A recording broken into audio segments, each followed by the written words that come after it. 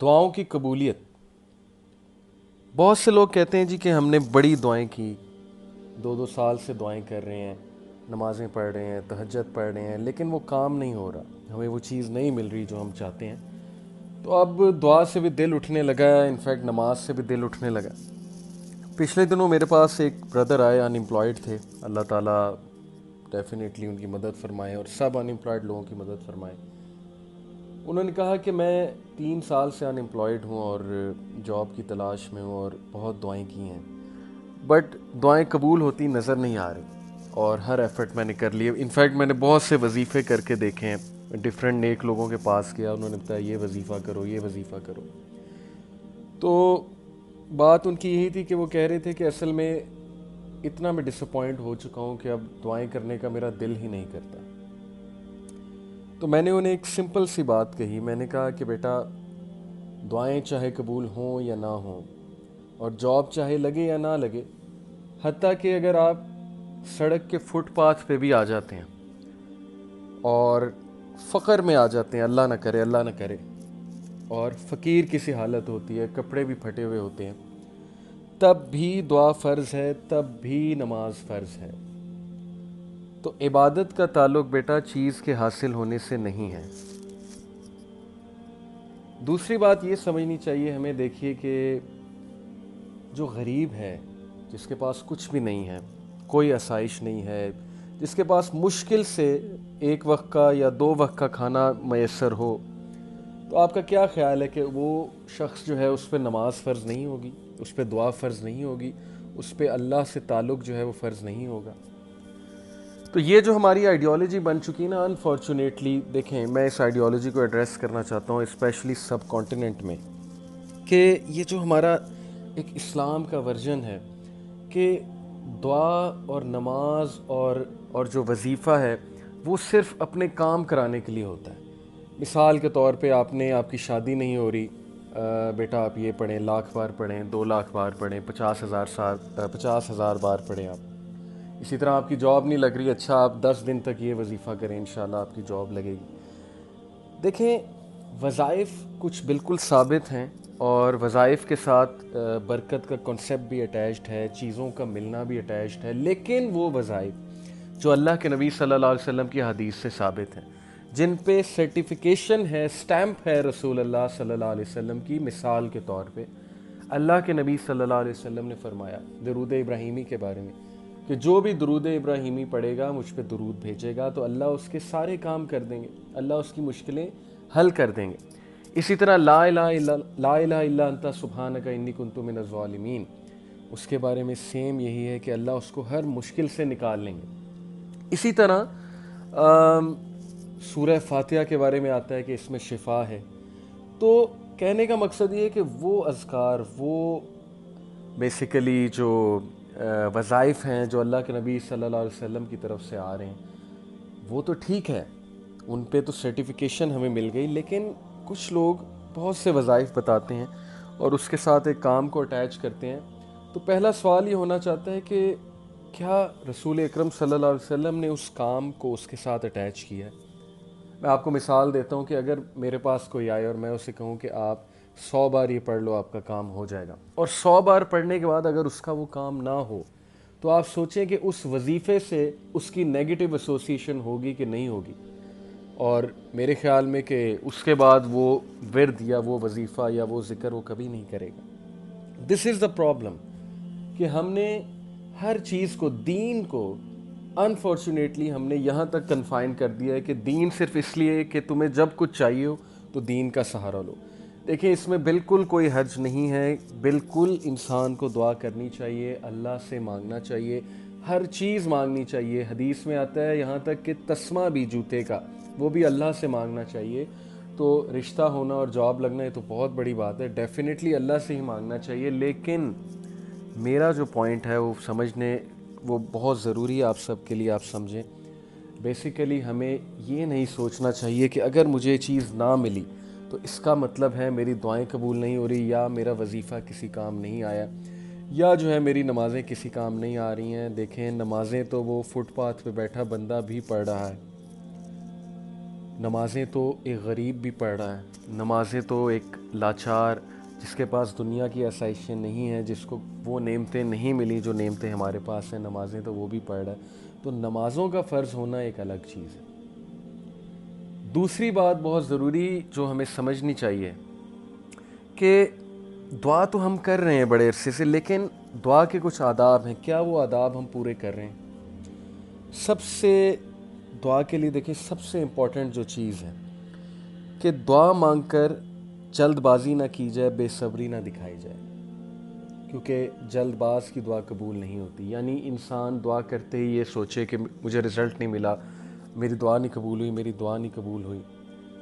یہ جان لیجئے کہ دعا ضروری نہیں اسی طرح قبول ہو کہ وہ چیز آپ کو مل جائے، رادر اس کی بہت سی شکلیں ہو سکتی ہیں دعا کی قبولیت کی۔ ایک یہ کہ وہ چیز آپ کے لیے بہتر ہی نہیں ہے تو آپ کو نہیں ملے گی، لیکن ریپلیسمنٹ میں ایک اچھی چیز آپ کو مل جائے گی۔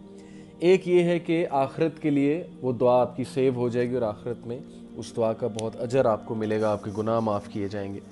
اور ایک یہ ہے کہ آپ کو وہ چیز مل جائے۔ تو یہ تین بیسیکلی شکلیں ہیں دعا کی قبولیت کی۔ اب اللہ رب العالمین کو پتہ ہے کہ آپ کے لیے کیا بہتر ہے، لیکن پہلے مینرز آپ لوگ جو ہے وہ جان لیجئے۔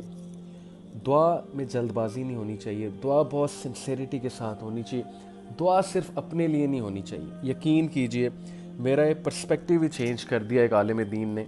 میں ایک بار پریشان تھا، ظاہر ہے انسان پریشان ہو جاتا ہے، پرانی بات ہے۔ میں ان کے پاس ایک مسئلہ لے کر گیا، میں نے کہا میں بہت پریشان ہوں، تو انہوں نے کہا آپ دعا کرتے ہیں؟ میں نے کہا جی۔ انہوں نے کہا کہ آپ دعا صرف اپنے لیے کرتے ہیں یا آپ کی دعاؤں میں اور لوگ بھی شامل ہوتے ہیں؟ تو میں نے کہا کہ نہیں، میری دعائیں تو میرے ارد گرد ہی گھومتی ہیں۔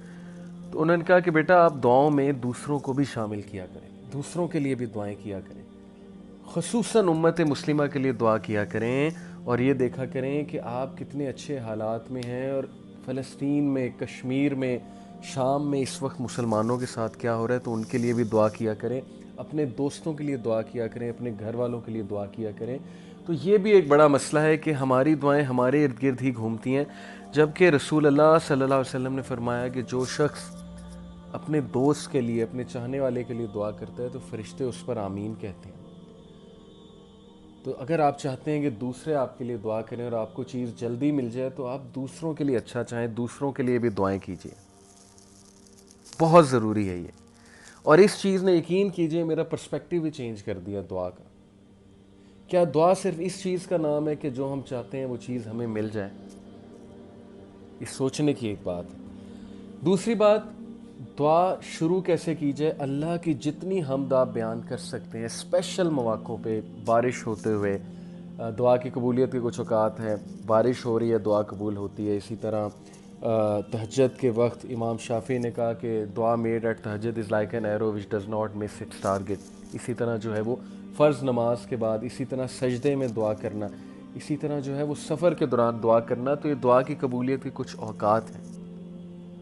سب سے پہلے اللہ کی حمد بیان کی جائے، اس کے بعد نبی اکرم صلی اللہ علیہ وسلم پہ درود پاک بھیجا جائے، درود ابراہیمی پورا کوشش کریں پورا۔ اس کے بعد اپنے گناہوں کا اعتراف کیا جائے اللہ کے آگے، اور اللہ کا شکر ادا کیا جائے کہ اللہ آپ نے مجھے بہت کچھ دیا، اور پھر آپ اللہ سے وہ چیز ذہن میں لاتے ہوئے یہ جامع ترین دعا کیجئے، اس چیز کو ذہن میں لاتے ہوئے ربنا آتنا فی الدنیا حسنہ وفی الآخرۃ حسنہ وقنا عذاب النار۔ یقین کیجئے آپ کو انشاءاللہ دنیا اور آخرت دونوں میں بیسٹ ملے گا۔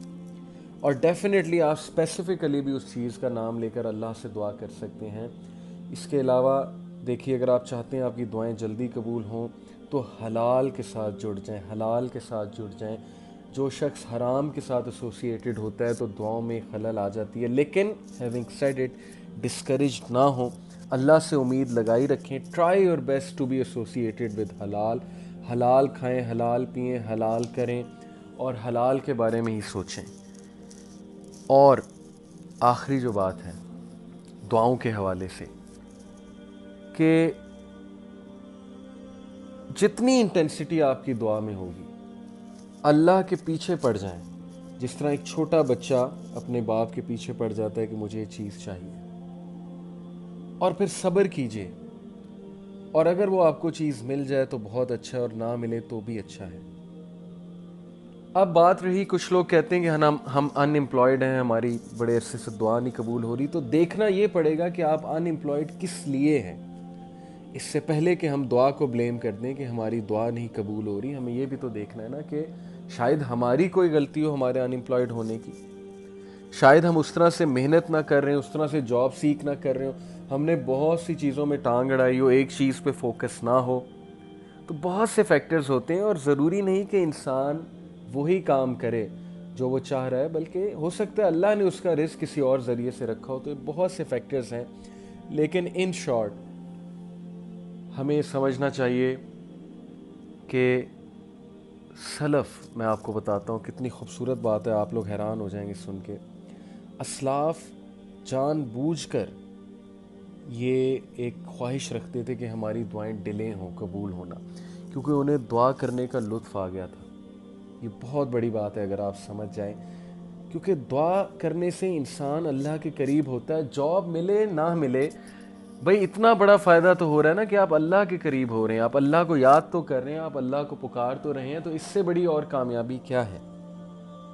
تو یہ سمجھنا بہت ضروری ہے کہ دعا میں جلد بازی نہیں کرنی چاہیے، دعا مانگنی چھوڑنی نہیں چاہیے، دعاؤں میں سب کو یاد رکھنا چاہیے، دعا کے مینرز فالو کرنے چاہیے، اور اللہ کی ذات سے کبھی مایوس نہیں ہونا چاہیے، اور خدا را دعا قبول ہو یا نہ ہو، چیز ملے یا نہ ملے، نماز فرض ہے، نماز فرض ہے، نماز نہیں چھوڑی جا سکتی، نماز کا تعلق حالات سے نہیں ہے، نماز غریب پہ بھی فرض ہے، امیر پہ بھی فرض ہے، جس کو نعمتیں ملی ہیں اس پہ بھی فرض ہے، جس کو کم ملی ہیں اس پہ بھی فرض ہے۔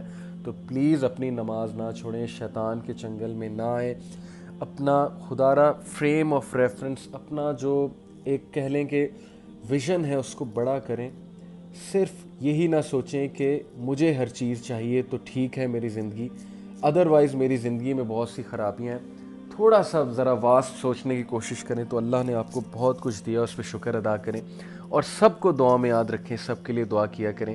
آئی ہوپ کہ انشاءاللہ یہ چیز ہمیں ہیلپ آؤٹ کرے گی تھرو آؤٹ لائف۔ اور آخری بات، دیکھیں اس حدیث پہ غور کریں، اس حدیث کو اپنی لائف کی کانسٹیٹیوشن بنا لیں، آپ ٹھنڈ میں پڑ جائیں گے، آپ کی ساری ٹینشنیں ایک طرف، اور اس حدیث پہ تدبر کرتے ہوئے وہ لائف سٹائل ایک طرف۔ نبی اکرم صلی اللہ علیہ وسلم نے فرمایا کہ جو شخص صبح اٹھے اور اس کے پاس صحت ہے، یعنی کہ اس کو کوئی بڑی بیماری نہیں، نمبر 2 وہ سیکیور ہے، خانہ جنگی نہیں ہے، امن ہے اس کے علاقے میں، پیس ہے، اور نمبر 3 اس کے پاس اس دن کا رزق ہے، اگلے دن کا نہیں یا 10 دن کا نہیں، اس دن کا رزق ہے، تو یہ ایسے ہے جیسے کہ وہ پوری دنیا کا بادشاہ ہے، یا پوری دنیا اسے دے دی گئی ہے۔ اللہ اکبر۔ اس حدیث پہ ضرور تدبر کیجیے گا، اس حدیث کو اپنی لائف کا کانسٹیٹیوشن بنا لیجئے، شکر گزاری کا کنسیپٹ جو ہے اس کو اپنائیے اور اس کو کانسٹیٹیوشن بنائیے، انشاءاللہ کامیابی آپ لوگوں کے قدم چومے۔